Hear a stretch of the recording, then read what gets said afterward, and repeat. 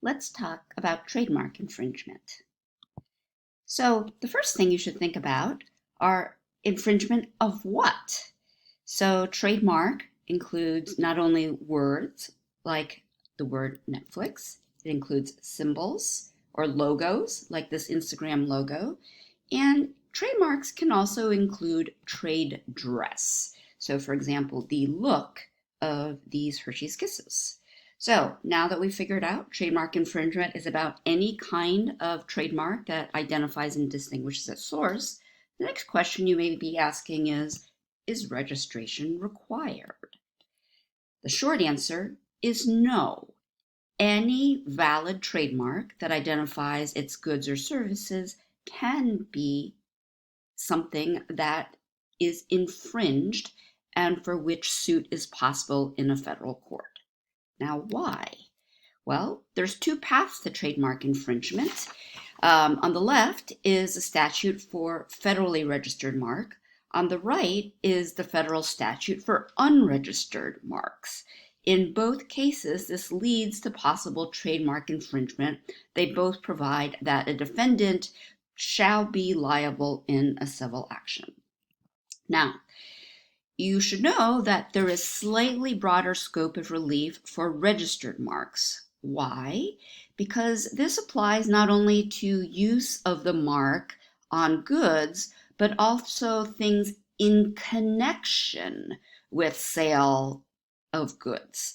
So on the left, it talks about distribution and advertising, but you'll notice that's not on the right. That means even somebody who only uses a registered mark in advertising, but not on its goods, could be liable if it's a registered trademark. So that's one big distinction. Okay, now let's talk about how you establish infringement, whether it's for a registered or unregistered mark. There's basically two issues. The first is that the plaintiff owns a valid mark, one that identifies and distinguishes the goods from others. And as we just talked about, it need not be registered. But if your mark is registered, then it's presumed valid and you don't have to establish why it's distinctive, i.e., you don't have to see where on the levels of distinctiveness it falls. But if your mark is unregistered, you definitely have to establish why it's either inherently distinctive or it has acquired distinctiveness. Moreover, if your mark is a trade dress, you have one additional burden. In particular, for unregistered trade dress, you must establish that it is not functional, because that is a complete bar to trade dress. And that's both aesthetic and utilitarian functionality. You don't have to worry about it if your trade dress is registered, because the presumption would apply and the USPTO has already evaluated that. Now, assuming you have a valid mark, the next part of a prima facie case is to establish the defendant is using the same or similar mark on goods or services in commerce, such that there is likelihood of confusion among consumers regarding one of two things: source or sponsorship. Source is basically who makes it, whereas sponsorship could exist just because they think maybe there is a connection. One is the big name company, for example, sponsoring you.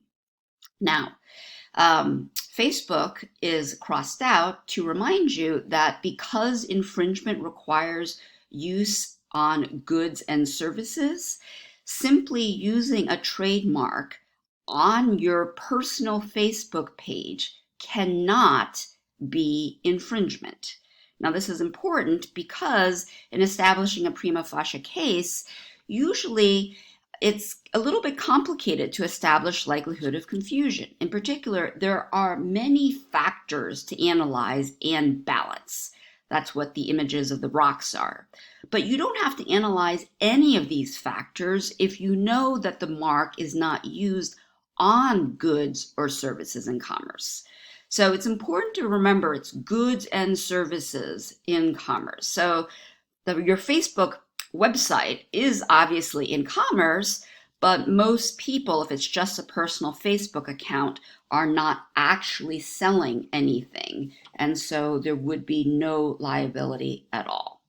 Hopefully that helps to understand the big picture of trademark infringement's prima facie case.